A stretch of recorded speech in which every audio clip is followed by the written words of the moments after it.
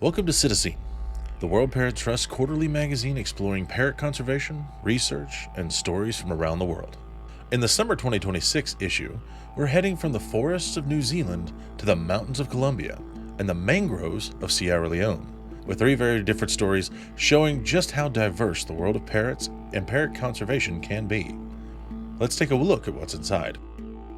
Our first story takes us to New Zealand's Abel Tasman National Park.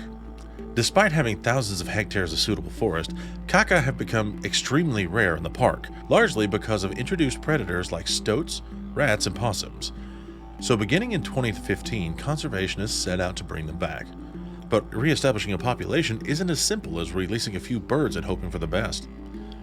Early releases faced serious challenges. Some birds died, others left the park, and conservationists learned just how important supplementary feeding and predator control would be to the project's success. Those lessons helped shape later releases, and eventually, something remarkable happened. The Kākā began raising chicks of their own. Between 2021 and 2023, researchers monitored 15 nesting attempts, 8 of which were successful, producing 20 fledglings. More chicks have fledged since, and today there are probably more Kākā living in Abel Tasman National Park than were released there in 2019. There's still work to be done before anyone can say for certain that a self-sustaining population has been re-established, but signs so far are encouraging. The full story in PsittaScene takes a fascinating look at what worked, what didn't, and what conservationists learned along the way. Next, we're trading conservation fieldwork for a pair of binoculars and a journey through one of the most bird-rich countries on Earth. Colombia is home to more than 1,900 species of birds, including almost 60 species of parrots, macaws, parakeets, and parrotlets. In this issue, longtime World Parrot Trust supporter Cheryl Rutherford takes us on a journey through northern Colombia, beginning among the historic streets of Cartagena before traveling toward Minca and the forests of the Sierra Nevada de Santa Marta.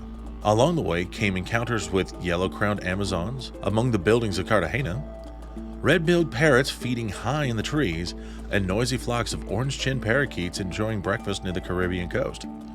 The journey also leads into the cloud forests surrounding the El Dorado Nature Reserve, an area renowned for its extraordinary diversity of endemic birds. It's a very different kind of story for PsittaScene, less about the single conservation project and more about experiencing parrots where they live, while exploring one of the most biodiverse countries on the planet. And for anyone who's ever dreamed about traveling somewhere specifically to see its wildlife, this one might add another destination to the list. Our final story takes us to the mangrove forests of Sierra Leone, where research supported by the World Parrot Trust has revealed an important stronghold for the endangered Timneh parrot. Researchers surveyed an area of around 1,000 square kilometers across Yari Bay and the Sierra River estuary and recorded some of the highest encounter rates ever documented for the species. The mangroves appear to be essentially important. Timneh parrots gather there to roost and can use cavities in the old-growth mangrove trees for nesting. But the surrounding landscape matters too, with parrots also using nearby forests and farmland for food. Findings indicate that the Sierra River estuary landscape qualifies as key biodiversity area because of its importance to Timneh parrots. But discovering an important population is only the beginning. Conservation success can be difficult to measure with long-lived animals like parrots. Populations may take decades to show meaningful change. So what happens when conservation work itself needs to last longer than the people who started it? That's where this story becomes particularly interesting. A collaboration involving the World Parrot Trust and West Africa Blue is connecting Timneh parrot conservation with the Mangrove Conservation Initiative designed around a 100-year commitment. Local community members are being trained to monitor Timneh parrots and other wildlife, building the skills and knowledge needed to track these populations over long term. It's conservation designed not just for the next few years, but potentially for generations.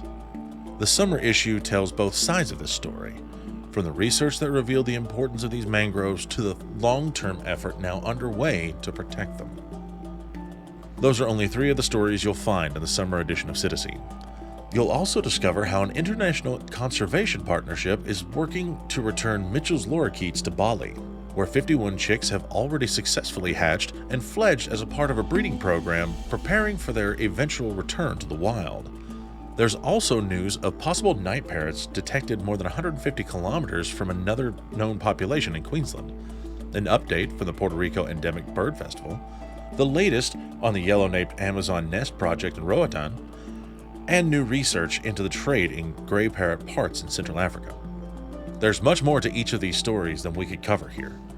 You can read the complete summer edition of PsittaScene, including all of the articles, photographs, conservation updates, and more, using the link in the description down below.